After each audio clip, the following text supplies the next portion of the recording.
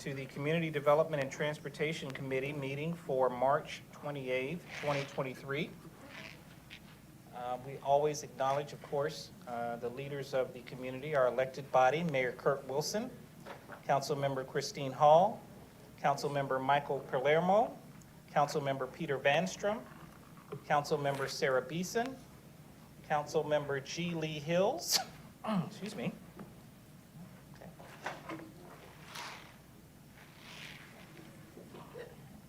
and Councilmember William Morthland.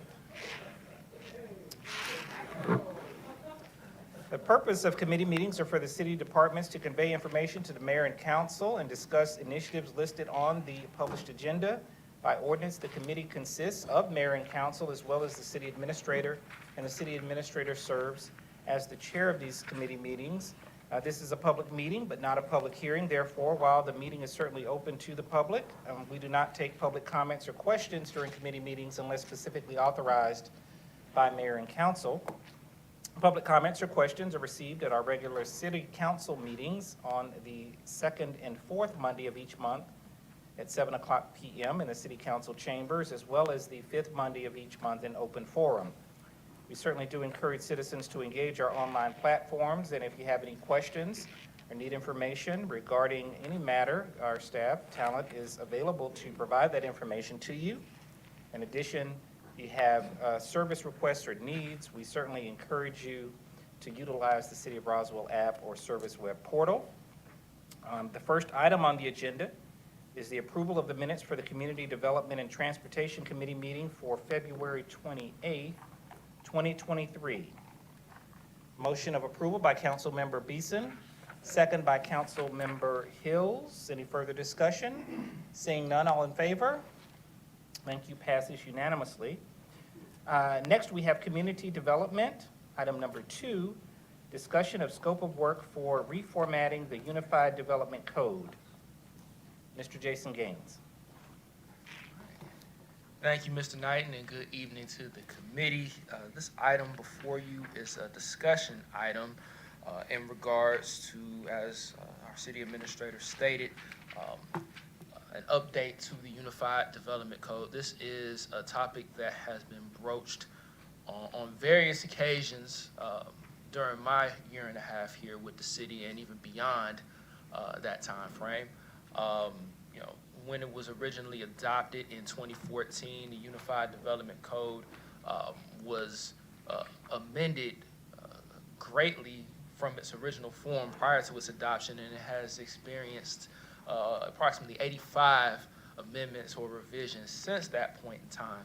And the result is a document that is often the punching bag for criticism, so to speak, in terms of being confusing, not user-friendly, and difficult in terms of getting one from where they start to where they desire to be, whether it's constructing a new house, building an addition to their existing home, building a cottage house or a shed, accessory structure on their property, swimming pools, so on and so forth. So what we endeavor to do through this exercise is to ultimately make the Unified Development Code easier and more user-friendly for all users, whether it's city staff, whether it's the elected officials, the development community, everyday citizens, so on and so forth.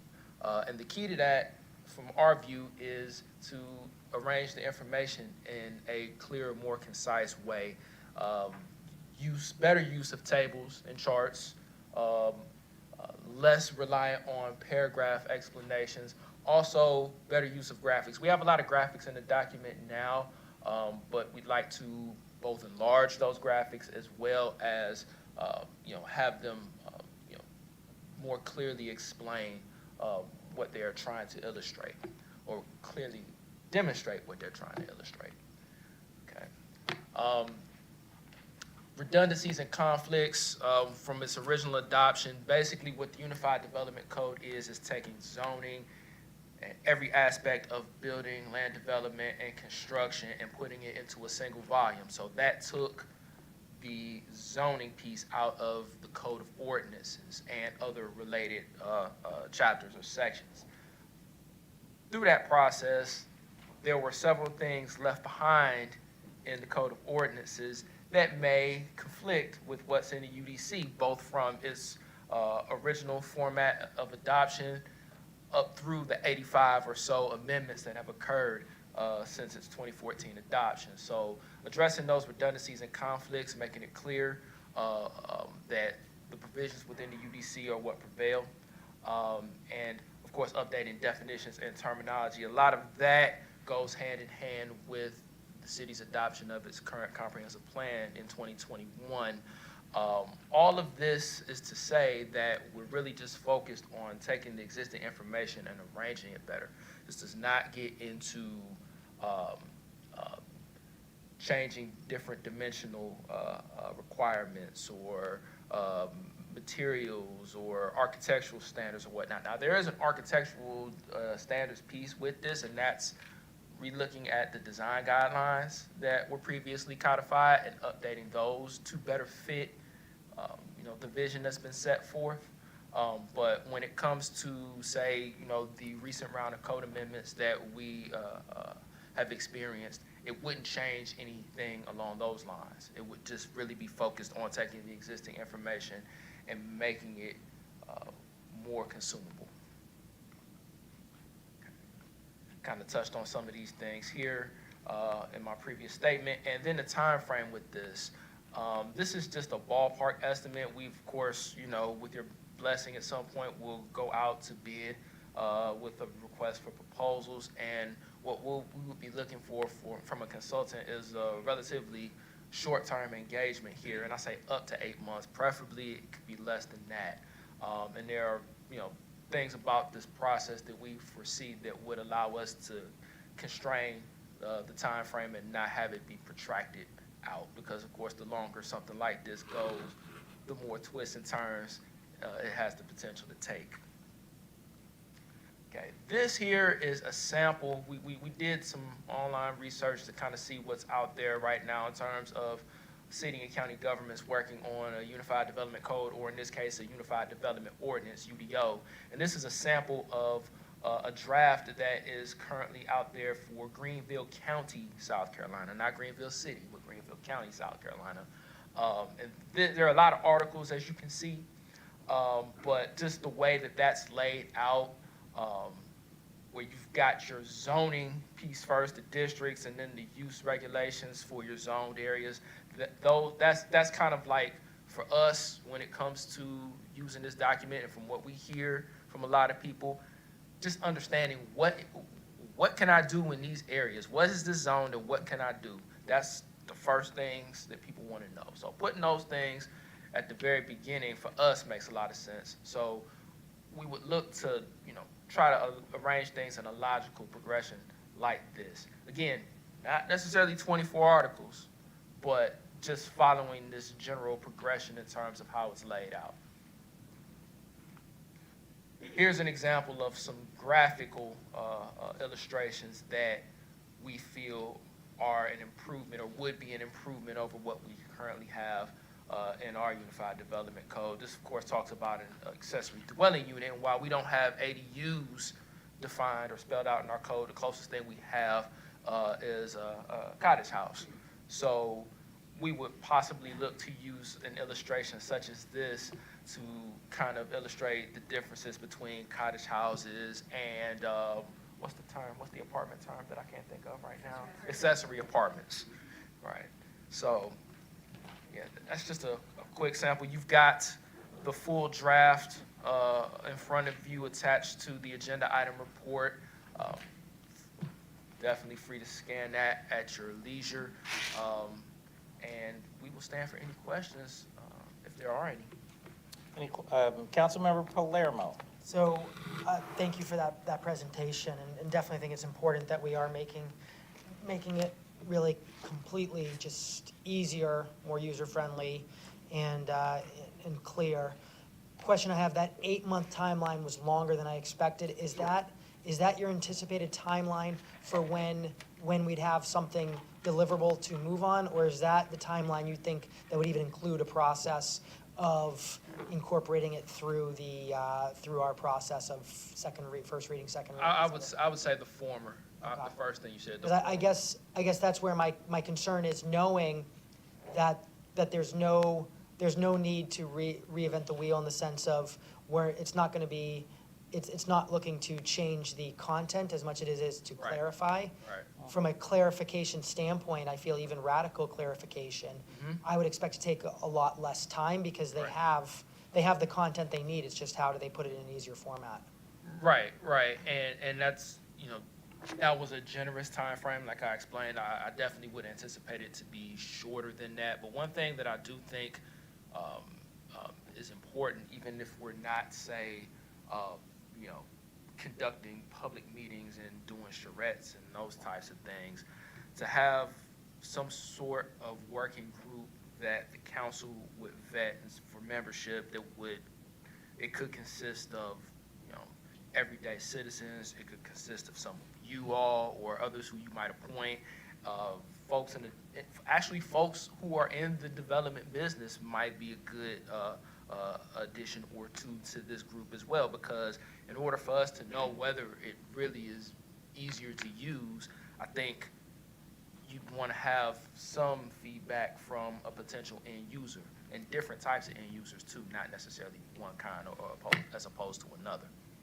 It's that's just my professional take on it.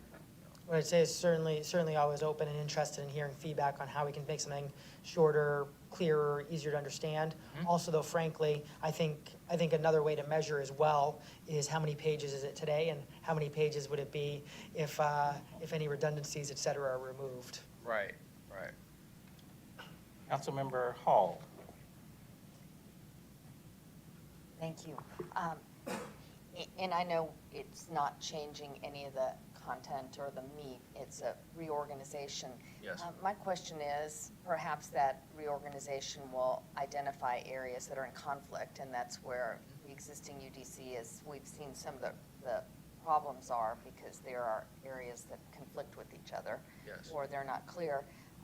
Should those not be identified and we go ahead and reorganize the document, is there an opportunity, and maybe this is a Davidson question, where areas are in conflict and later identified either through an application, are we obligated to continue to process that application from an applicant? Like, if somebody can come in through a loophole, are we under obligation to continue to process that? Or is there a protection that we can have if there's something that is not the intent and it's a conflict in the document that we have the opportunity to correct? So we can put a clause in there that says if there are two conflicting, the most stringent controls. However, if you're talking about uses, that's going to be kind of hard to judge which one is more stringent. So we could do it for some things, but other things, they would be allowed to proceed with that loophole until we fix it. Councilmember Palermo. So one thing to clarify around that is certainly a developer would want to try to, there's some situations where a developer would try to argue there's a contradiction and therefore a loophole, but staff's explained and clarified so that they understood. Here's a big example: standalone apartments. So within our zoning code, there is a RM2 and RM3 are still in the code, and those are standalone apartments. However, the update we've given is that's something that exists today. Absolutely, there are some properties that are zoned RM2, RM3. We're not taking away anybody's zoning or anything like that, but nobody can request to rezone to RM2 or RM3. So therefore, I feel like I have seen some situations where a developer will say, well, that contradicts, I should be allowed to because it's right there. But then that's where staff clearly points out, no, but right here it says it cannot be rezoned too. So that's something where I think we have to be sensitive to the fact that Some, of course, want a certain outcome, so they might say there's a contradiction, when in reality, what we've done is we've ensured that we've allowed situations to be grandfathered in while also making sure that any future development is meeting the needs of current Roswell residents. Councilmember Beeson? Obviously, this is just open for discussion. What would the next steps be in order to expedite this timeline? To Councilmember Palermo's point, he's concerned about the 8-month timeline being on the longer side. If we wanted to condense that timeline, what would the next step be, and when would we need to initiate that by? Well, I don't have a specific answer for you in terms of the when, but I can tell you that the next step for this would be to bring the actual draft back with any edits that you all might suggest here or any time between now and the next time we would come to committee for an initiation.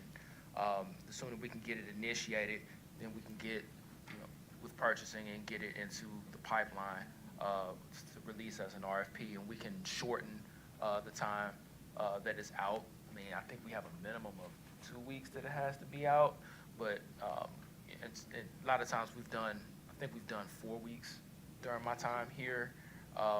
We could shorten it to that 2-week minimum to try to target, specialty niche vendors that would, excel at this type of work, and there are plenty of them out there. So I don't think a 2-week turnaround from issuance of an RFP to the closing of it would be a big deal for them. But then it's just a matter of how quickly we can vet and get a consultant in the pipeline ready to select with you all's vote to do so. So that, realistically, that could take from the issuance of the RFP to us bringing a consultant to you for approval, if you will, so that we can begin the contract phase. That would take anywhere, I guess, total of 4 to 6 weeks from start to finish. I've seen it take longer here, but I think with the urgency that this particular matter holds, we can push to make that go faster. Yes, Councilmember Beeson. To confirm page 10 of our packet, you're wanting it to follow this specific document approach, or is this just a suggestion? It's just a sample. That's just a suggestion. Okay, and then to confirm on page 15, these are what the respondents are expected to provide for the RFP? It would be in its current format, yes. Of course, that's subject to change based on any feedback that you or your colleagues on the committee may have. Could we provide item number 2? Description of firm's experience with similar projects, the overall experience of the respondents, similar municipalities to be described, capabilities and experience in applying technologies to be included, also experience with other governmental entities is to be described, and the references provided. I open this up to council. Do we want to provide a minimum number of municipalities or minimum number of projects that the respondent has worked with? I provide a number, or I work on a number of proposals where we respond to RFPs. It's often that we get, please provide a minimum number of 3 or 5 references or sample projects. And the city does that typically, but it's also created issues for us in the past, because when looking for something niche, it basically disqualifies a number of ones that do something kind of more niche. So that's I guess, my hesitation, especially if we do include it, making it a nice to have and not a requirement, because in the past, it's been a requirement. Can we make it a suggestion then, or encouraged, respondents are encouraged to provide at least 3?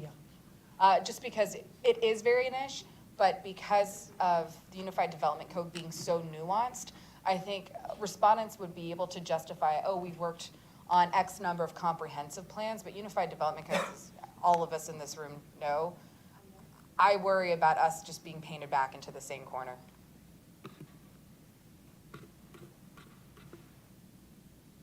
All right, any further comments or questions?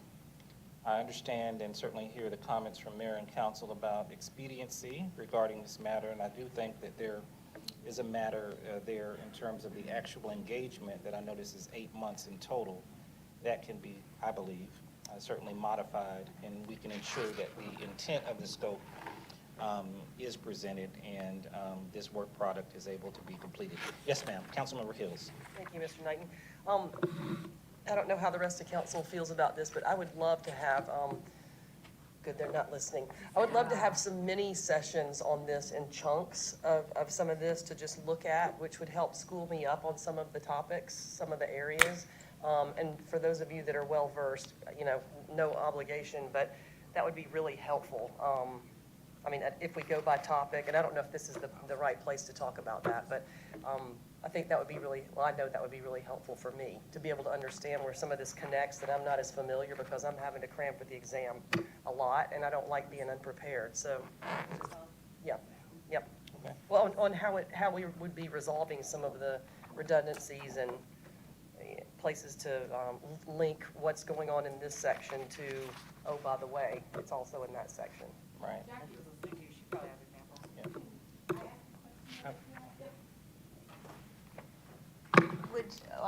You would want that before you make a decision to move it forward, or would that be during the process? I'm thinking during the process. I mean, if you all are, you're the pros, pulling it together, but to just kind of give us an opportunity, and maybe I'm the Lone Ranger, so I'll bring lunch, or whatever, breakfast and lunch maybe, but whatever, just to be able to walk through it in a real-time format. So not, hey, what do you think about this necessarily, but here's what we've done. This is why, and this is what this category is handling. Okay. And we can talk that through Yeah. further. Absolutely. Okay, yes. Councilmember Vanstrom. Sorry. Yeah, thanks for that suggestion, because actually, we hit the ground running so fast as a council. We had talked about this very idea from the get-go, and it just never really happened. And I think because we are looking we're looking at simplifying, we haven't even looked at the complex and detail that we probably should, so that we can be as helpful as possible. So that's a great idea. I'd be very happy to do that. The other thing I'd like to say while I have the floor is, I'd like you to change that number from 8 to 6 in your slide. I think that would be a good goal. 6 months instead of 8, let's be specific. I thought that was Oxbow. We're promising Christmas and delivering earlier, right? Yeah. Or under promise and over deliver. Mayor, did you? Councilmember Palermo, please. So I'd say, yeah, definitely, I like the idea of not just the hope for under 8 and closer to 6, but absolutely just the expectation that we should be able to wrap this all up within 6, and the sooner the better. But I'd also want to say, I think Councilmember Hill's idea is a fantastic one. I do see it as something separate from the motion, or separate, but I think just a crucial aspect to make sure we're prepared, because ultimately what's going to happen is if we move this forward from committee today, it goes to council. We vote at council to move it to have staff run with it, do the RFP. Ultimately, something's gonna be coming back to us, and I think the more this council and the community is just kind of up to speed on the details, makes it just that much easier once something comes back. Yeah, one point I wanted to share with the committee, and this is my error, because I was thinking of this as a brand new from scratch process. And if you all recall, you all initiated a request for proposals for this work last year, and it went out. We got 2 bids in response, and we ended up not issuing a contract based on those 2 bids. So this is basically a rebid of something that you all have already initiated. So for our clarity, do we want to go through that process again, or do we want you all to, once you're comfortable with the scope, just have us go straight out to RFP? Councilmember Beeson. Does the scope of that because I was not on council at that time, does the scope of that RFP match the RFP that is currently in our packet? Or is the scope different? Could you repeat? I'm sorry. I was not on council at the time, so does the scope of the previous RFP that was bid match the scope of the RFP that's presented to us tonight? It's not a one-for-one match. There are some similarities, but it's different. So the premise of it is different. Yes. I'm throwing this out to council. y'all's consideration. My recommendation might be to rebid, but make sure that you include the firms that provided bids previously, send it to them directly as well when you also publicly rebid. All right, thank you. Any further question or comment? This was listed as a discussion item, and obviously there are some takeaways from this in terms of having some meetings with council. Yes, Councilmember Vanstrom. Yeah, I'd just like to say how pleased I am that this council and mayor have decided not to scratch, throw out, and completely vacate the UDC, but to work with the document that we have, all knowing that it's a living document, that no matter where we start, it's going to evolve again. And so I think it's terrific that we're taking this approach, and I just appreciate everybody being open to that. All right, any further question or comment? All right. So what I'm hearing is, based on the discussion item that we have listed here for you, that we do want to certainly engage members of the mayor and council in meetings and sessions to further explain or dig deeper into the nuances of the current UDC and what this scope of work would address, what it would repair, and what it would potentially enhance in terms of its readability, usability, and function. And we would come back to you relatively soon with a scope that we can move forward with your blessing, to place out in the public domain, to receive bids, and then move forward in an expeditious fashion, as mentioned, 6 months or sooner, to have it completed. Is that? Yes, ma'am. Councilmember Beeson. Clarify to be put back in the public domain and to be yes. resent to the previous bidders. Sure, yes. Both simultaneously. Okay. And to go with haste. With haste, yes, with haste, yes, yes. Okay? Any further comments or questions at this time? All right, seeing none, thank you very much. Good discussion, and look forward to moving this item forward. Amend the Item- motion to add with. Item number 3, discussion of a proposed text amendment to the Unified Development Code, Article 10, Section 10.3 to Section 10.3.27, signs requiring a permit, Section 10.3.32, crown sign, and Section 10.3.41, sign illumination, and Section 13.4.7, what approval criteria are used? Is that Ms. Stiebel? Yes. Okay. Good evening, everyone. So we met with our liaison at the beginning of this month.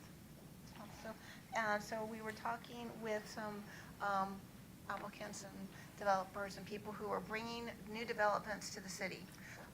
Some that are currently under construction, and we know of others that are coming forward that are a little bit bigger and a little bit taller than we normally have in our current historic district.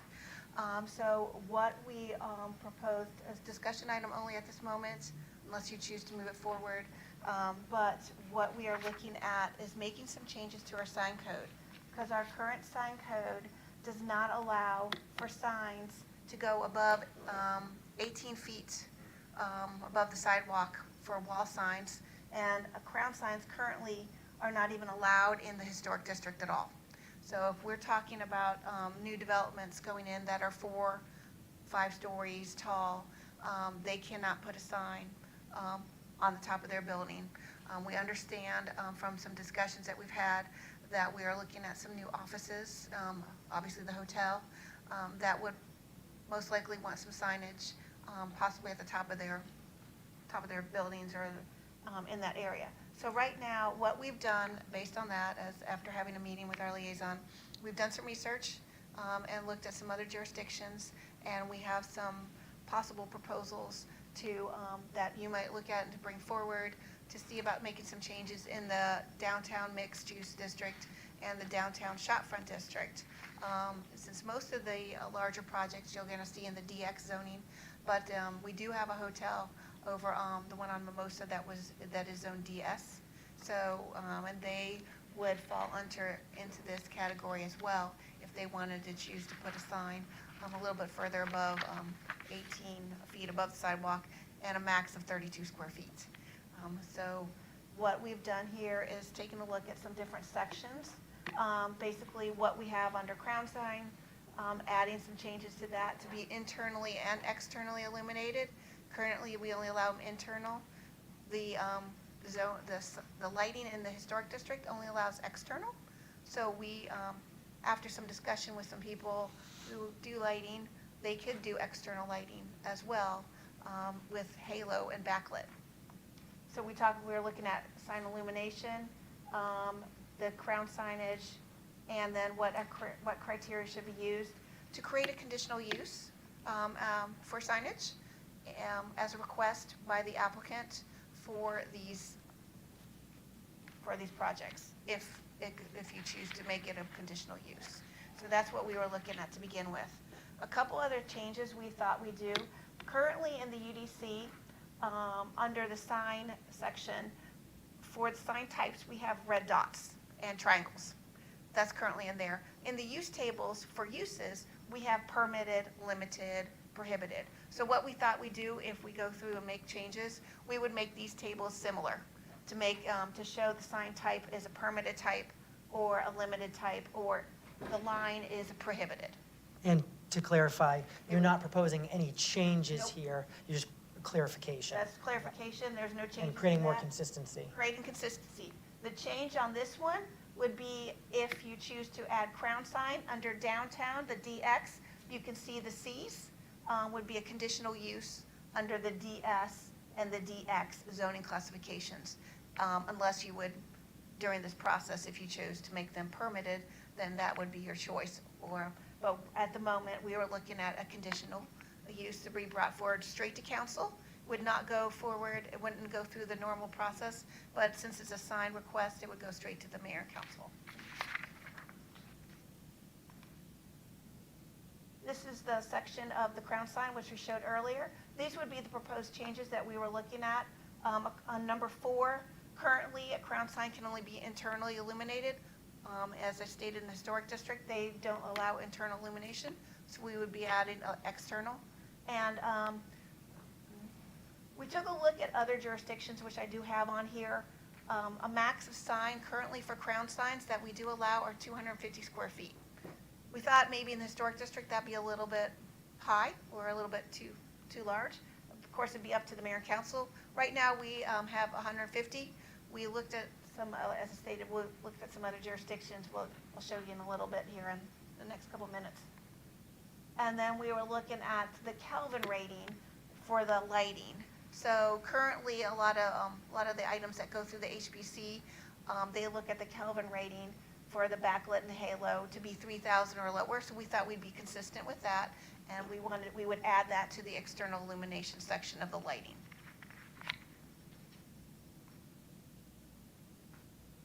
So we would look at this as possibly adding this to the area to indicate it'd be a conditional use. Somewhere in what we did talk about is we would have some section in here to talk about where it would be an office, or here it is. We would add this for signage. The signage would allow must be in association with an office or hotel use, and that occupies the upper floors of the multi-story building. So I know we had some discussions, and we thought maybe, if it was residential or retail. Retail's probably going to be mainly on the ground levels. We're probably not going to see them at the top 2 floors of a 4-story building.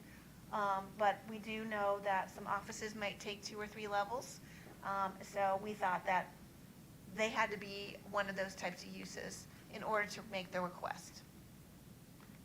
Just clarifying. Mm-hmm. That's just for crown signs or Crown any sign. signs? So we were going to clearly just make this as crown sign only. Okay, thank you. Question? Can you go back to the 3,000 Kelvin? Do we have a reference for what it, in the rest of the city, a hotel sign, when it's lit up, what it is, how far that's visible?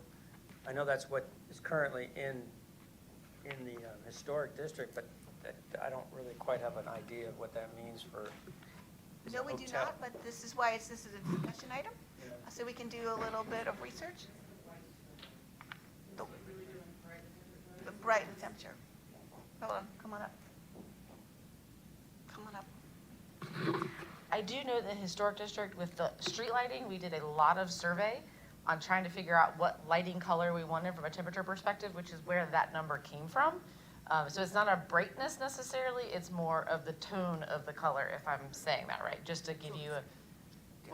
Julie Shaw can- And the tone of the color affects the overall distance of visibility. I'm just curious what the hotel would be looking for versus what we're doing right here. So I'm not sure that it actually changes how much it projects. I think the lumens would do that more than the Kelvin. So Kelvin's the temperature of the color as opposed to the brightness. So we can certainly look at it, but just that's where that number came from, is based on quite a bit of research that was done with the Transportation Department and the HPC to come up with a color that worked well in the historic district and wasn't that really bright white that Georgia Power was putting everywhere for a while that caused some heartburn. So that's where that number came from, so that we'd have that be consistent within the historic district. But we can look at the others too. I don't think lumens is currently a part of the lighting code. We can look into that, but it is not. And I guess since we're on this page, I guess I'd ask, I don't know if this is for legal or for ComDev. So I see right here you have suggested that in those two zonings, it can be halo or backlit with that Kelvin. But if you go, can you go back a slide?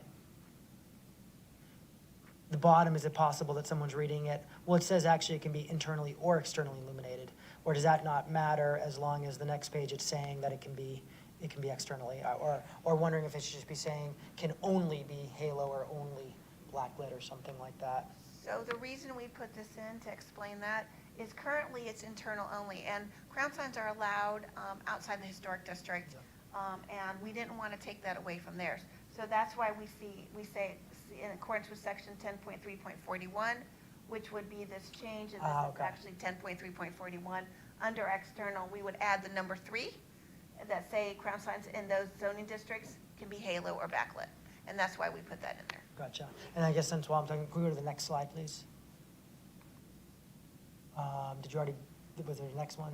Right here. So basically, when staff brought this to me, my thought process was, at the end of the day, I feel we want to see an office building be successful, and we want to see a hotel be successful. And to me, it makes sense that, potentially a large office tenant is going to potentially want a sign, a crown sign. I think obviously we should have restrictions and requirements to make sure it's done with the right character. But my thought process was that we do want to support an office building or a hotel that's going to be built in our city, and they can be successful.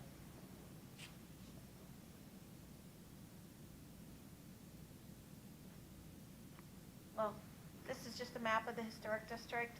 The DF is the lilac color, I guess if you can say it, and then let's see if this points here. The DX is this color here, and the DS is this shade here. So you don't have a ton of different property that is zoned here that you'd get a lot of large buildings, but you do have some properties over here that you might see some taller buildings in the future. You never know. Taking it one day at a time. So we did take a look at a variety of different different jurisdictions, a few more than what's on the screen. Sandy Springs has areas of what you can see here, different dimensions. We thought these were a little high, but they did have 180 square feet for their max of their sign. And then an individual sign, they had 360. And then Alpharetta had an interesting thing related to freestanding commercial establishments, and then buildings within a shopping center. And then they talked about 2 stories or greater may have a wall sign located at the top of the building and not greater than 20 square feet per story of the building area. So if you had a 5-story building, they could go up to 100 square feet. That's well. So, and then we looked at Marietta. They were shall not exceed 15% of the square footage of each principal building front. And we also looked at Raleigh, 2 square feet per linear foot of building. Right now, under our code for wall signage, we're 1 square foot per linear foot. So if you have a 30 square foot, 30 foot store frontage, You can go up to a 30 square foot sign, but actually you can do 32 because that's our minimum. So if you have 40 feet of store frontage, you can do up to a 40 square foot sign. And we allow 2 wall signs, we allow 2 crown signs. So we would keep that the same, we would not go over that, we would say 2. That would be the limit since that's what we allow today. So we brought this forward for discussion, to see where you want, what changes or concerns or anything else you wanted us to look at, for us to, if you wanted it, you felt like it was ready to move forward, you can vote to move it forward, and if that's your choice. If not, we can do some more research and bring it back next month in order to bring it forward and move it through the process. Comments or questions from mayor and council? Yes, sir. Councilmember Morthland.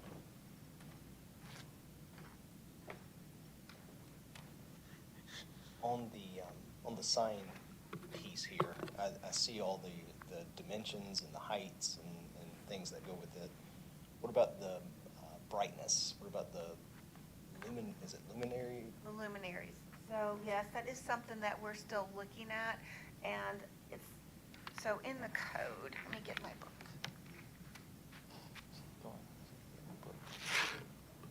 And while you're bringing that up, did any of the neighboring cities you look like, did any of them address that? Give me a second. We looked at a lot of different things, because we did look at brightness, and I tried to get everything. We talked about, we did look at illumination. So I had, we took a look at all of the different things to say, how do they illuminate? So they mainly talk about external illumination, internal. They don't really talk about lumens in the other the other districts, or I mean, say the other municipalities. But let me look at ours first, and then I'll get back to your question there. So, give me a second.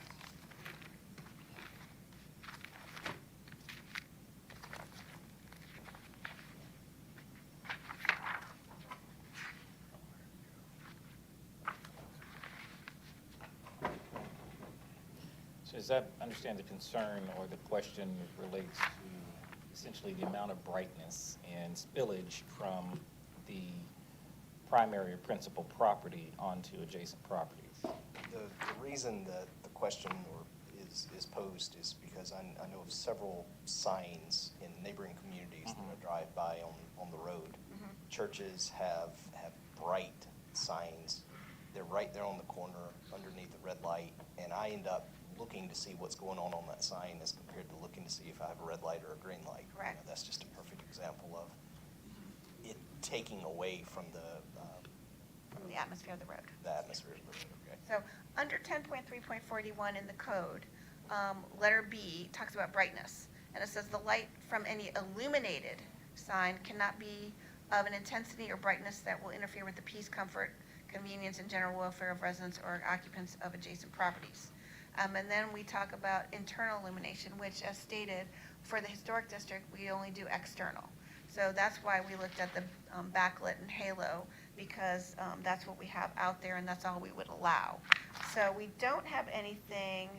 We do talk about neon strokes, but that's all internal. So under external illumination currently, it talks about the lighting is directed towards sign, shielded so that it illuminates only the face, doesn't shine directly onto the public right-of-way or adjacent properties. And then the projecting light fixtures used for external illumination signs must be simple and unobtrusive in appearance and not obscure the sign itself. We don't actually talk about the number of lumens in our lighting portion. That is something we can look into and take a look at and see if there's anything else. When we went through the other jurisdictions, we didn't see anything that actually talked about lumens. They were very similar to ours.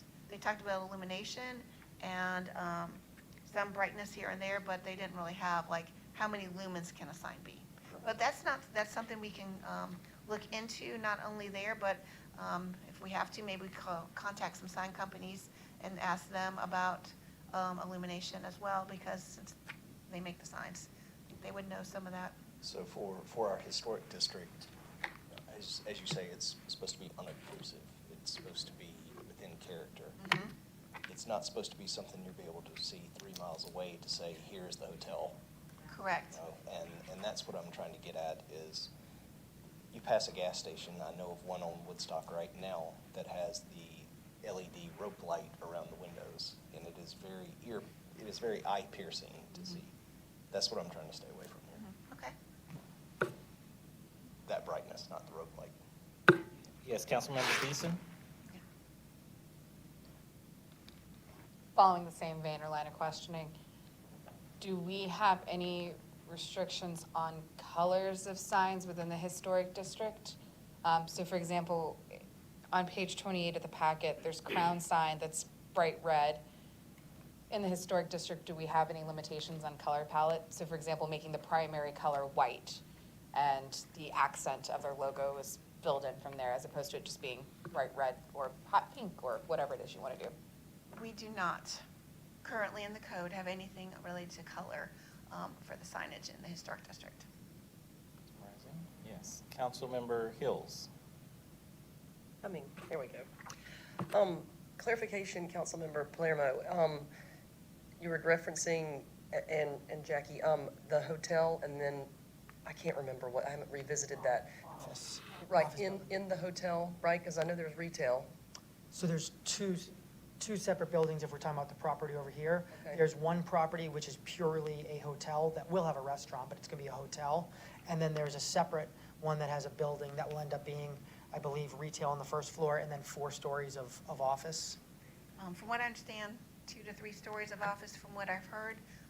But we did talk to them, and they have someone who is looking at moving their company in here and looking at taking 2 to 3 stories of the office. I don't know for sure if that's how many they're going to take, but they have talked to them. One of their questions is related to signage, and currently we can't answer that question because our max square footage of signage allowed in that zoning classification is 32 square feet, and it can't be any taller than 18 feet above the sidewalk. So with that, my mind goes to Buckhead, and I think they have pretty strict rules.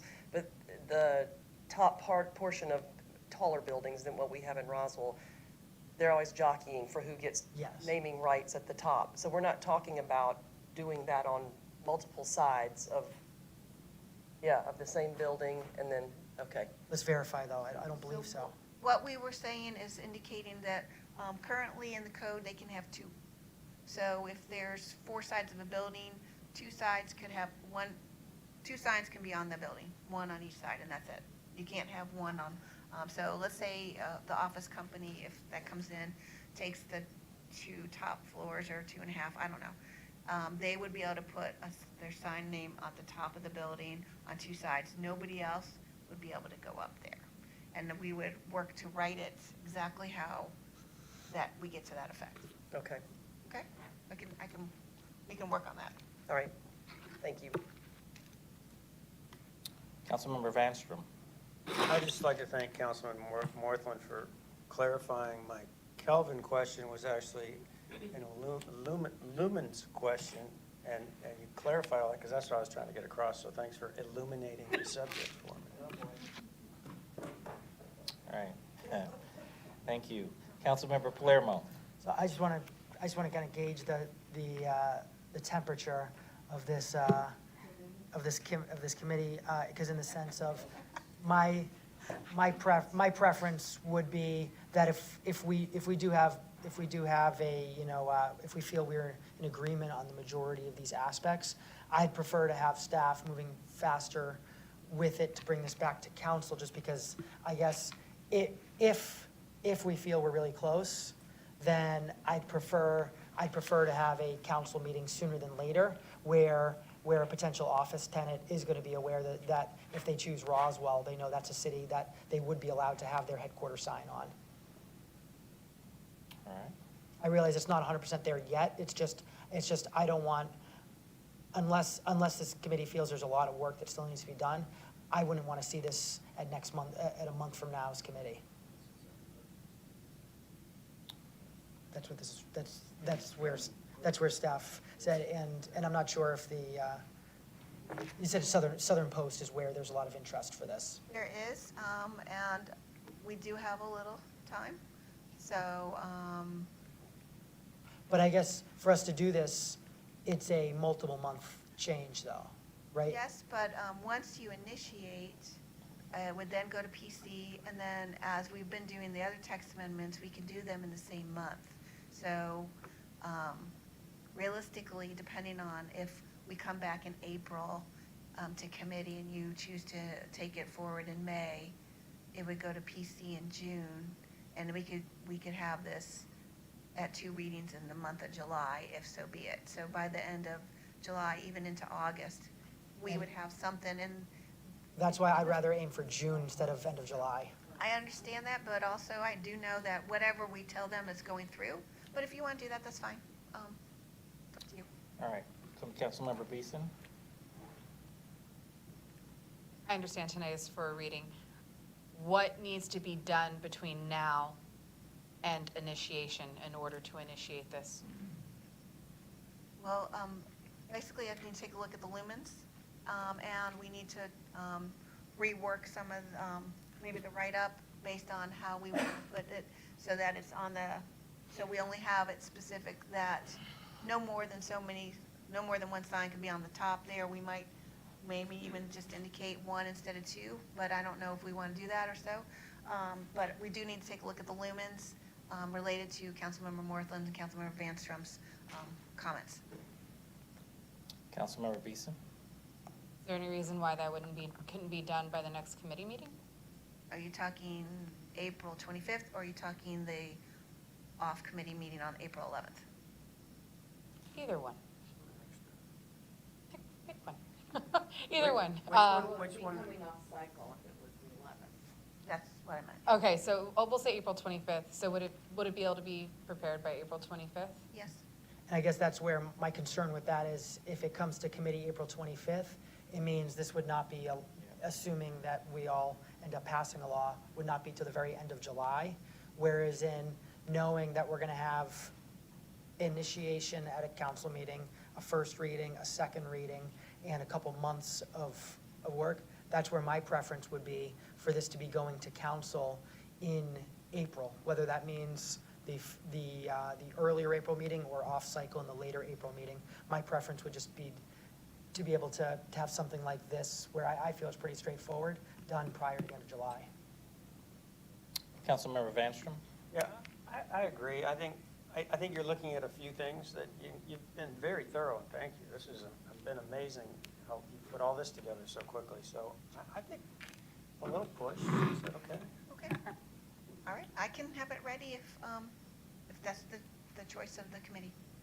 Does anyone have concerns with that timeline? Again, knowing that we'd have initiation, first reading, and second reading, to make sure that there's thorough discussion and that we finalize with something that we feel we support for our businesses.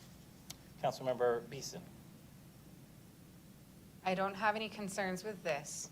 I just have a respectful request for council that if we can make any motions or drastic changes that we're going to make, to do it during now or initiation. Because, for example, last night we were going through like major motions and changes heading into second reading. I think by second reading, the plane should, for the most part, have circled and landed. Just throwing it out there into the ether, willing it to be, putting it on my vision board. That's all. I think my goal is I just want to make sure whatever the second reading is the best thing for the community. And I think with this, I think the only thing I'm hearing is there's discussion on what should the lumens requirement be, if any, and then what should be the number of ground signs requirement be, if any. I'm hearing those are the two things that hopefully we're in agreement today. Hopefully we're in agreement at initiation, if not there, first reading, if not second reading. But hopefully we just have the best legislation possible for our community, and something that's going to help and hopefully encourage businesses to want to have their headquarters here. Here, here. All right, thank you. Any further comments or yes, Councilmember Morthland? Very quick, I've also noticed that from time to time, some of these signs do burn out, and the sign is never replaced. It's just partial pieces. Do we have any rule around, hey, if your sign burns out in the historic district? I'll say we need that, because it shouldn't look like a smile missing a tooth. I mean, Yeah. Revenge of the Nerds was a perfect example back in the day, if anybody remembers that. But, yeah, just a off-the-top question. At the code, and currently in the code, I don't believe we have anything in there, but that's not, that can be addressed. Let's work on finding something prior to second reading. Yeah. Related to that, one other thing I did want to point out, since we are making it a conditional use, if, crown signs are only allowed on buildings of 55 feet or 4 stories in height, and there might be some, like some hotels that might come through that might be a little less than that height, but, if it's your purview by the council and you want to grant a crown sign on a hotel that's a little less than that height, since we're making a conditional use, I think it would be your purview. If I'm right, David, they'd be able to, because number one, it very clear says that, but they'd be able to make that change. Okay. Well, so I guess, I do want to make sure I understand that. So I would expect that it's clear in the code on who's allowed to request one. And so if it means someone that's 3 stories is allowed to request it, I'm fine either way. I just want to make sure it's clear. Here's who can request it, here's who cannot request it. Okay, well, we can update that one for the downtown, for the historic district, and say 3 stories or 45 feet, due to some of the ones we know over there that are a little less than the ones we have over here. And it will be a conditional use, so that's more reason why I really want to see this start in April, because that, if this went to the committee at the end of April, it means it would become law in July, which means it'd be another 3 months before a business finds out that they're actually allowed to put a sign up. And so then we'd be pushing the end of the year, because a conditional use process. Wouldn't that be another 2 months if they submit the application? Yes, so they'd have to go through the process, correct. Yeah. So therefore, I would definitely love to see this coming to be initiated in April. All right. Okay, yes, Councilmember Hall. I know we want to move on, but just the city of Dunwoody has a maximum of 2,000 lumens for their signs, just as an FYI. We'll take a look. Thank you. Thank you. Ooh, it sounds like Any a tennis further- salon. Any further comment or question? I believe there is an understanding or desire by the mayor and council to move this to a city council meeting in April. All right, so we will not have another committee meeting from what I'm hearing, but it will come to city council for initiation in April. Is that correct? That'll be my motion. Okay, a motion by Councilmember Palermo. Second by Councilmember Hall. Any further questions or discussion? Seeing none, all in favor? All right, thank you. Passes unanimously. All right, thank you very much. Is that either meeting in April, is that the 10th or the 24th? Preferably the 10th. Okay, that's Preferably what the I needed 10th. to know. Let's aim Thank for you. the 10th. Got it. The 10th is a zoning. Thank you for that clarification, Jess. We'll move to transportation, excuse me.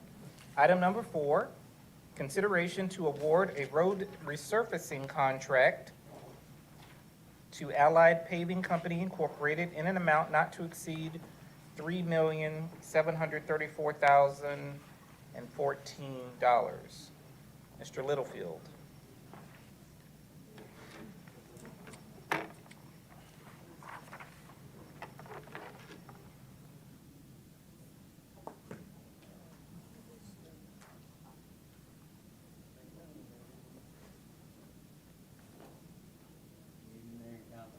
Good evening.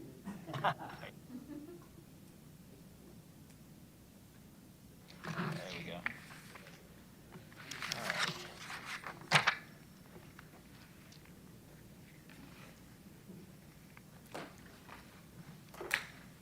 All right, this is for the 2023 resurfacing contract. The City of Roswell has approximately 350 centerline miles of local roads that we maintain. The resurfacing list is based on the annual road rating program using micropaver software and then staff assessments in the field.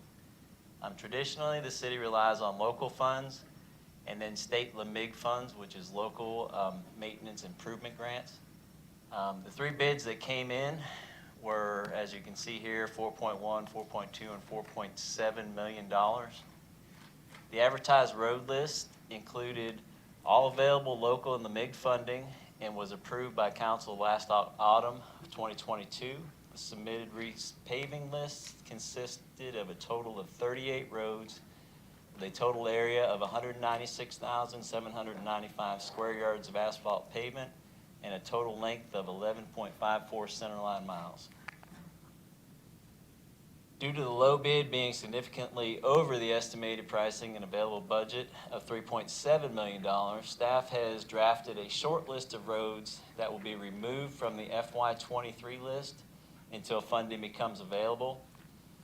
Any roads that are removed from the current list can either use the FY24 funds later this summer as part of the contract, or be given priority in next year's resurfacing program. The 6 roads that are recommended for removal total to approximately 1 mile. It would leave 30 roads in the current contract, and the list here is Bannister Drive, Heritage Court, Heritage Trail, Hidden Pond Lane, Ridgemont Drive, and Springview Court. Staff recommends approving the award in an amount not to exceed the contract amount of $4.1 million, and that's if we use next year's resurfacing of approximately $440,000 to add to the 3.7, or not to exceed the current available funding. Funding amount of $3.734 million is available in the LMIG FY23 budget account and the citywide resurfacing budget account. Anyone have any questions on this particular item? Jeff?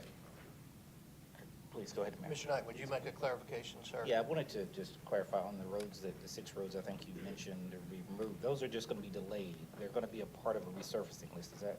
They will be part of a resurfacing list. We will either add them to this year's list with next year's funding, or they will be priority in FY24's resurfacing program.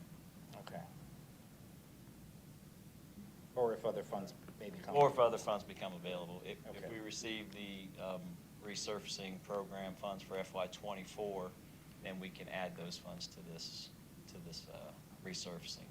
All right, I just wanted to give some assurance that those roads will be resurfaced. They will be resurfaced, and they will be priority next year if they don't get done this year. Councilmember Hall. Just if you could just speak to, because it took me a while to get caught up to our fiscal years and the calendar years of how we resurface, if you can address that, because these homes or these streets will actually be done in the same calendar year. They will be done this calendar year, so if this is approved, we anticipate starting in May, and it'll be a 90-day contract. But these are FY23's funds, which were granted last July's budget and then at mid-year. And so once we got mid-year's budget, then we prepared this contract and moved forward. But it is FY23 funding. Within the So- calendar, I'm sorry. But it will be done in calendar year 23.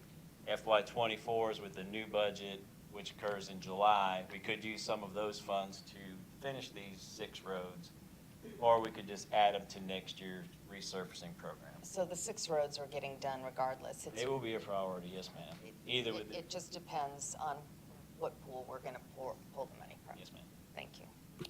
Councilmember Palermo. Please go to the map that shows the Ebenezer Road. Ebenezer Road, that's the next item. Oh, I'm sorry, I'm already ahead. I'm not concerned with that list. I'll go to it if you want to. That is the next item. Yeah. It's part of this, That's a way to it's part of this motion to approve. resurfacing. Councilmember Morthland. Can you touch on real quick what the paving season is? Once we get so far into the calendar, they have to stop the paving process? Paving, it's reliant on weather. You know, typically here in Georgia, it'd probably be in December that you would stop paving, and then you wouldn't start paving until, say, March. So those winter months, if you get the temperatures, you can, but it's hard to schedule paving during those months. So the typical paving season, say, would be from March till November. All right, thank you. Any further questions or comments? All right, we'll entertain a motion to go ahead and move this item forward. Motion to move this forward. Motion by Councilmember Hills, second by Councilmember Palermo. Any further discussion? Seeing none, all in favor? All right, thank you. Passes unanimously. Thank you, sir. The next item, item number 5, consideration for the mayor and/or city administrator to execute an intergovernmental agreement with the city of Milton to resurface Ebenezer Road. Description, staff has informed the city of Milton of the intention to resurface Ebenezer Road, which contains sections within both cities' public right-of-way. It has been agreed that the resurfacing the entire roadway would result in a better product for both cities, so there wouldn't be any construction joints or things of that nature, which is usually detrimental to your roadway health. The portions of Ebenezer Road within Roswell are currently estimated to cost $232,351, which are being funded by Roswell's approved resurfacing program. A cost estimate in the amount of $141,428 has been developed for the roadway sections that are located within the city of Milton. An IGA has been drafted for a maximum amount of $145,000. The majority of Ebenezer Road is within the city of Roswell, so our share of materials required is higher. It says a contract based on materials used, so whatever the limits within Roswell will pay for the amount of asphalt that goes down there. The city of Milton would pay for the amount of asphalt that goes down within the city of Milton's city limits. And then the city attorney needs to disclose a conflict waiver. So basically, Milton's city attorney is Jordan Davis, who represents us in the condemnation. We just need mayor and council to approve a waiver of the conflict because they actually represent the city of Milton as their city attorneys. And then this is a map that shows the city limits of Roswell and the city of Milton, and you can see Ebenezer Road, how it goes from Roswell to Milton to Roswell to Milton down at the And so, right side of the page. are you proposing that the Ebenezer Road in blue is what we would repave, and that's why we have the greater costs? Yes. Okay. Yeah, our limits are, the mileage that we're doing is. And just to clarify on the previous item, because I was more focused on this item, the previous item, you'd mentioned roads that are gonna be removed because we don't have enough money to pave them? Yes. Is that correct? Okay. And so I guess, can we go back to that map? Can you help me understand what neighborhoods in Roswell are serviced by Ebenezer Road? Not sure of any, the roads that are subdivisions that serve. Little bit of a leading within question. Roswell. Are there any? Yeah, I don't think there are any. Hayden Hall. So where is that? Okay. It's this first So, one. exactly. So that's my point. So I'm seeing, so I guess, help me understand, on the left side, the left blue Ebenezer parts, there's two different parts of Ebenezer. Yes. The one on the left, I mean, I guess, how many Roswell homes are over there? I don't think there's many. So I guess, help me understand why we're paying to pave there when we're actually having other streets that we're not, that we're saying we don't have enough money to pave. Well, this is the condition of the road, and the road rating, it's on a scale of 100, and it's probably at an approximate 24.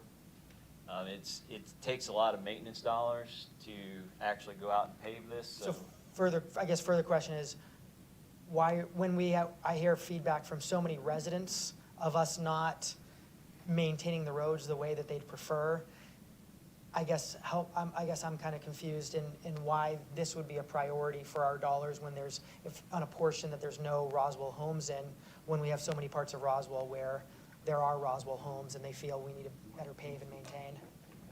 And Dave just said we got 27 homes in the city of Roswell.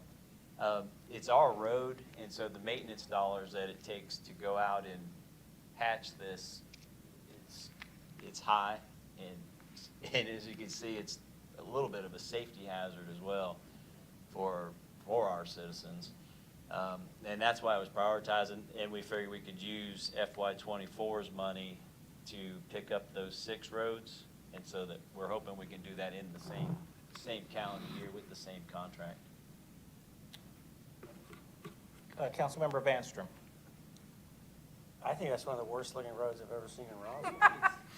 It's in bad shape. It's, Yeah, and I also would like to, I've learned in making requests for transportation to do paving, if you're already there with all the equipment, it's best to do as much as you can get done in that area. at that time. Mobilization is very high. Otherwise, so it's not apples to apples if you're saying take that small segment and take that money and do it somewhere else, because it's gonna cost a lot to get to some of those other roads that are not contiguous with this, Yes, sir, correct? that's correct. Please. I guess, so I'm actually really focused on the Ebenezer Road portion on the left side, so the blue part on the left. I guess what's just unclear to me is why that's on just kind of what makes that a priority, and even looking at the cost per home and all those aspects. Because I guess I'm even wondering, how nice should that Ebenezer Road on the left side be if there's so few houses, realizing there's such a high cost? The mobilization, because we would have to go back next year or the year after to do this road, and so the cost. I guess what I'm wondering is, so I'm actually seeing on GIS, there's no homes right there. So I guess why are we putting such a priority to pave somewhere that no one would ever drive on Roswell to go? Where are you seeing no homes? There's 20 homes on Hayden Hill. No, there's not. Look, right there. So you gotta look, I'm talking about just the left one. Or Hayden Hall. No, that's on the right side. We're talking about the left side. So see the blue line is separated by the black line? The Hayden's on the right side of the blue one. Look on the left side of the blue one. He's talking about the left where it says Ebenezer Road. Where it says Road. Ebenezer Road. That's what Councilman. Right. That's what I'm talking about. Right, but to Councilmember Vanstrom's point, because of mobilization, why would you leave that part hanging? Why would we spend money on somewhere where no Roswell resident would ever drive to go? If we don't I though, think we like, need clarification, where does that road go and who would be using that road? It's a dead end, and it's just backyards of, it looks like backyards. Because, yeah, these are cul-de-sac. Still own the road. Right, but we own lots of roads that we don't properly maintain. I'd rather see the money for that left portion where nobody lives go towards the roads that we can't afford to pave where people do live. the amount of patching that would be required on this road, if it gets much worse, it could actually need to be reclaimed, which would till the road up, inject concrete into it, which is literally 5 times the cost. So I guess even asking even further is, I'm not understanding why we're paving a road that's just someone's backyard of a cul-de-sac. Why is that something that is an important road, an important asset for the city when it just costs money, when we should be maintaining roads that Roswell residents are using on a regular basis? Maybe. Because on this right here, I'm seeing it goes up to the back of someone's house on a big cul-de-sac.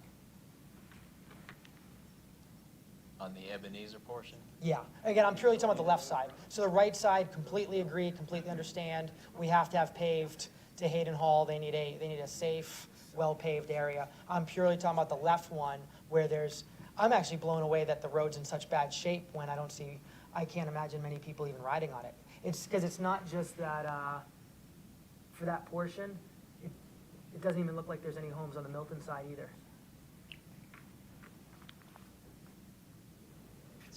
What's an estimate, David, you probably know off the cuff pretty close.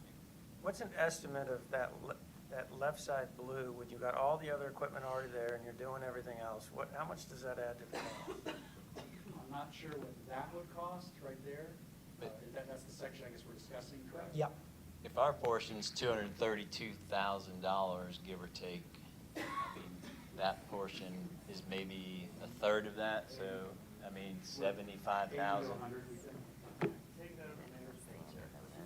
And the difference is 440,000 for the 6 roads that we eliminated. I don't know, I think 75, 80,000, that's sidewalks, that's preparing for other places, I just don't see why especially when I hear of residents complaining about potholes on their street and a lack of maintenance on their street, than to tell them, no, it's actually a bigger priority to do right here where there's no homes. I don't see why that we even maintain that as a paved public road for that portion. Again, I'm just purely talking about the left portion, which I agree looks like about a third of the street for us. And any potholes that any of the citizens see, they can report to us, then we'll go patch immediately, pretty much. So then what you're suggesting is that we abandon this road? For the left portion, And so now we get, how much does it cost to abandon a road and close it and make sure nobody ever drives on it again? I don't think that's required. Give you a We paved still own park. the right of way, I guess, or control the right of way, so I don't know what it would become. Yeah, if there's other properties back there, which there are, you have to provide access.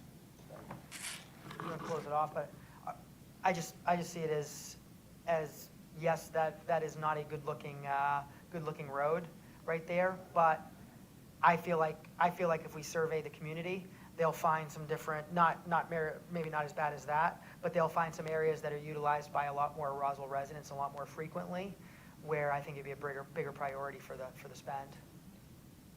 And we're working on a plan to get a little more bang for our buck in the next coming years for our resurfacing. Okay. Any further questions or Councilmember Beeson? This is really, really close to T-Splosh 2. Is there any way to maximize mobilization from that? Any kind of cost savings from T-Splosh 2 at the intersection of Etris and Cox? Actually, the city of Milton just repaved Cox Road. It's brand new. They haven't put the lane markings down yet. So Cox Road and their portion from Arnold Mill to King was just repaved. And they actually just repaved that little stub there off of Cox. But don't we have a portion still of T-Splosh 2 for the intersection improvements at Etris at Cox? Yes, but Milton's leading that effort for intersection improvement and Etris and Cox, yes. That's right there. Could we not time it at the same time as that for some element of cost savings? That may be possible. Maybe possible. I mean, just so we could time it, if we're already gonna be there, and you're already gonna be mobilized, it's literally on the same road for the most part. I know it doesn't say Etris Road, but Ebenezer is essentially Etris Road. I say this as someone who lives on Etris Road. Etris is catty corner to Ebenezer. I didn't know if that could have some sort of cost savings for mobilization. It could, but that could be a couple of years out, and then this one would be done this summer, basically. And so just the deterioration that in a road of this condition, our forces have to go out and maintain that and patch that road pretty regularly. So over the course of 2 years, we would sink quite a bit of money into patching. And just a reminder, Etris Road is on our resurfacing list for the contract you just voted on. So we're repaving Etris from Crabapple all the way up to Cox. So this would basically be continuing it all the way up Ebenezer, one straight shot. Councilmember Hall? So basically, this road our portion of this road, which even is to a dead end, would fall on the PCI scale as desperately needing resurfacing. And they would, and it would be on the schedule for the next cycle. So, I mean, most likely it'd be one of the worst ones. And you're just trying to expedite the timing, is that? Trying to eliminate construction joints, that's why we initiated the IGA with Milton. But yeah, we're trying to escalate it so that we don't have to spend more maintenance dollars on it. So it's not that it's not gonna get done at some point, because it's one of our roads, we need to maintain it. It falls in the section of the PCI scale, and it's just a timing thing. It is. Well, doesn't council have to always approve which prioritizations? So I get, because what I'm challenging is, I feel it should be a dirt road. It doesn't go to anything or anywhere. So why are we spending money when that money could be reallocated to other places? Because I think prioritization and use should be a factor. Councilmember Morthland? Sorry, I get you. So let's look at it in the opposite direction. If we don't do the repaving right now, will it cost us more in the future to do it, since we're gonna have to bring the crews back out? It could cost upwards of 4 or 5 times more. And I'm saying it should never be, I'm saying it shouldn't be paved. I'm saying why are we paving an area that is just the backyards of homes and there's no one living there. Councilmember Vanstrom? We're verified that no one uses that road to get to a house at all. I'm looking at David, because David was making. No, he's saying that Roswell doesn't. Milton, There's a subdivision There's houses. to the north. yeah, they're right there. It's on the strip. There's a whole cul-de-sac. That's in Milton. It's in,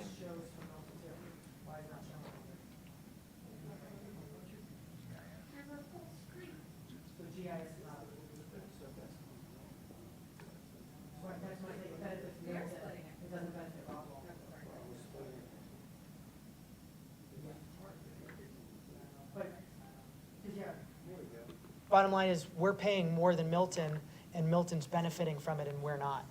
it's our roadway, that's why it belongs to us.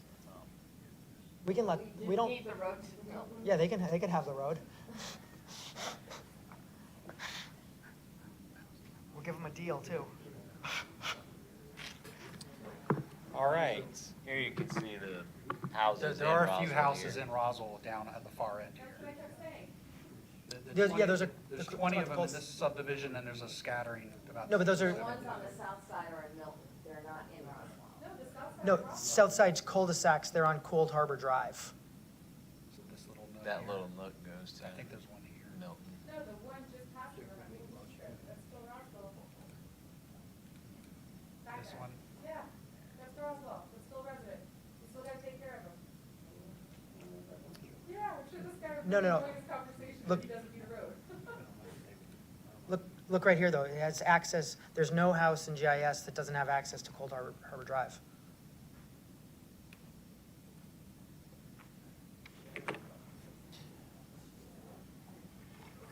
All right. All right, we've had a very good and informative discussion. Where do things stand with mayor and council committee?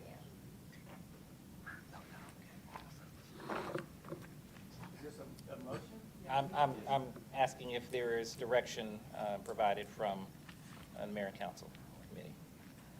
I'm not clear on where the houses are. Okay. Go back to that. I think a deferral could be a great opportunity for consensus. I'd rather see it both. I think this is not that expensive, the equipment's there, it's to finish the road. It does impact a couple houses, and plus I'm relying on transportation. Transportation comes and tells me that road is about to become 5 times more expensive to maintain. Motion to approve. All right, we have a motion from Councilmember Hills, second by Councilmember Morthland. Any further discussion? Seeing none, all in favor? All right, all opposed? Any abstention? Abstention. All right. Thank you. That was Thank two you. opposed. That was one abstention. Abstention. Yeah. All right, item number 6, consideration of the mayor and/or city administrator to sign a contract modification with WSP for the Historic Gateway Project in the amount of $100,000. Mr. Littlefield? Thank you. All right, the city of Roswell requested lane width reductions and proposed utility relocation plan modifications for the State Road 9 Historic Gateway Project via a letter transmitted to GDOT in December of 2022. GDOT requested the city submit a design variance with all supporting details for the median widening and lane width reduction for further consideration by GDOT. The contract modification is to add scope fee to the current contract in order for the consultant to execute the city's request. This is just a typical section showing the wider median that is being requested. It's increased the median island width from approximately 5 feet to 7 feet, which will take a foot from each side of the roadway, narrowing the lane width in actual terms as opposed to just using striping. The city's consultant for this project is WSP. submitted a proposed scope and fee for a design contract modification in the amount of $100,000. This scope and fee represents items that were not identified in the original scope of this project, which is the wider median. A summary of these tasks are shown below, and it's lane width reduction design variance, $32,000. Concept report revision is $30,000. Utility coordination with GDOT and utility owners, $38,000. Staff recommends approving the contract modification for WSP. Please note that if GDOT approves this requested modification, it will result in additional design and engineering work to be required at the city's expense. That $100,000 is to actually submit the variance. If GDOT approves the variance, then we would have to do a redesign of the project, which could cost upwards of $500,000. But that's if GDOT approves. This first step is to submit to GDOT the actual variance that we're requesting, and then the design would follow. Thank you, Mr. Littlefield. Mayor Wilson. I would like to say thank you to the entire council, but especially to Michael, because of his creativity and leadership on this. To Councilmember Palermo, we're actually advancing a creative way of trying to solve some of our challenges with our original gateway design. And so thanks to Mike, this is a potential play that we might have to help our gateway design. So thanks, Mike. Thank you. Councilmember Palermo. Thank you for the kind words, Mayor Wilson. Definitely a team approach, and I'd say this council, this mayor and council were very persistent, because what was happening is we have the shared concern. I believe it was a big focus and a big discussion really all throughout 2022. So second this mayor and the majority of this council got into office in January last year, focus was with Gateway. Absolutely very, very excited to not have the reversible lane, definitely make things safer, get sidewalks there, all those aspects, but really, really concerned with cut-through traffic and making it easier for trucks and cars just to speed through Roswell to go to other counties. And so the big focus was by having such wide lanes and such wide pavement that it's only encouraging trucks and cars to fly through. And so time and time again, we had been asking GDOT if we could bring in the curb, make it narrower. Time and time again, they kept on saying absolutely not. They had thrown the bone at once or actually even twice, saying we can paint the stripes to be a little narrower, but we're not going to make the actual travel area any less. We're not going to make the pavement any less. And then so I'm absolutely so glad to have thought of and had this team to kind of come up with, well, all right, if you're not going to over and over again let us move in the curbs, what if instead we just extended the median? And I'm really excited that this is gonna make it so that trucks aren't just gonna want to use it as purely their pathway, and hopefully it is creating some more safety as we hopefully do get a lot of people walking in the area. Obviously, there's so much more I want to do and so much more I'd love to do, but knowing that ultimately GDOT has the right to approve or deny, I'm really hoping they'll approve this and give us the opportunity to have more narrow lanes. Thank you. Yes, Mayor Wilson. Thank you, Chairman. Jeff, thank you. Thank you, Director Littlefield, for actually taking action, getting this going, making something move forward on Gateway that has real practical opportunities. So thanks for your leadership too, for bringing this so quickly in front of the council. Thank you. Thank you. Yes, Councilmember Morthland. Thank you, Councilman Palermo. That was a fantastic summary of why this is so important as compared to many of the emails and messages that we've gotten around why are we continuing to do this. That summary right there is picture perfect on why it's so important to continue to improve this project. All right. Yes, Councilmember Beeson. Just a clarifying question, because I'm going through the old documents. What's the difference between what we're doing now and then what was requested in 2019? Sure, so what was requested was the same. What was requested was to make the lanes narrower, and because we wanted a more narrow footprint and less pavement. And that's where they came back and said they can stripe the lanes, but the pavement's gonna be just as wide from curb to curb. They were not willing to go any more narrow. So that's the big difference. And then the problem is, when this mayor and council was getting on top of things really even the beginning of last year and getting with GDOT, there was the same request to make things narrower and then got the same response. Well, here's what you can do. You can paint the lanes narrower, but again, curb to curb, there's gonna be no difference. This is the first time it looks like we have an opportunity to actually make curb to curb more narrow and less pavement, which I think is definitely a big improvement.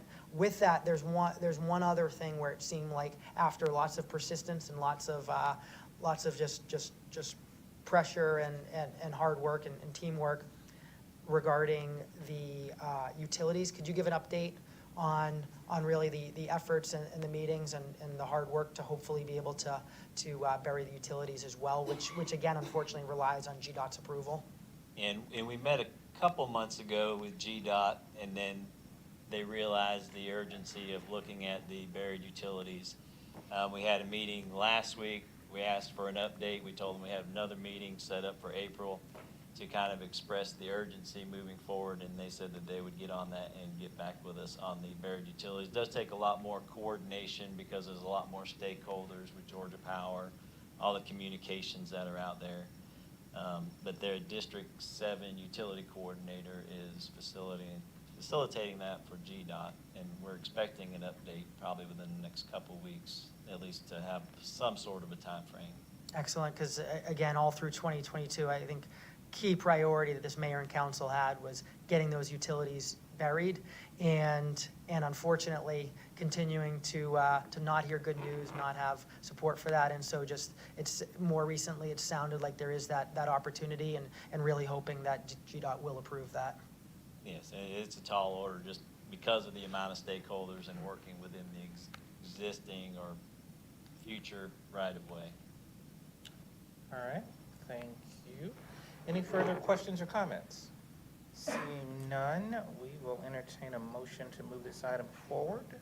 Motion by Councilmember Hills, second by Councilmember Palermo. Any further discussion? Seeing none, all in favor? All right, passes unanimously. Thank you. And then we do have one item under Public Works. Consideration for the mayor and/or city administrator to sign a change order with Burns and McDonnell Incorporated for construction phase services on the solid waste transfer station for an amount not to exceed $46,134. Ms. Izo. Good evening. This is a request to execute a change order with Burns & McDonnell. Burns & McDonnell is the designer and has continued to support us through the construction phase of the transfer station. The fees that we have in place were expected to carry us through October 31st of 2022. We were able to stretch those to December 31st of 2022. I apologize. In your agenda item, there is a typo. It says 2023. It should have said 2022. In order to continue to work through this construction, we will need to execute a change order in the amount of $46,134, so that we can maintain the necessary level of construction administration services, and that will take us through the end of May of 2023. The change order amount is expected to be recovered from the construction contractor at the conclusion of the project due to the significant delays that have been experienced on the project. Happy to answer any questions you have. Thank you very much. Councilmember Vanstrom. Motion by Councilmember Vanstrom, second by Councilmember Hall. Any further discussion? Seeing none, all in favor? All right, thank you. That concludes our committee meeting for this evening. We'll entertain a motion of adjournment. Motion by Council, yes?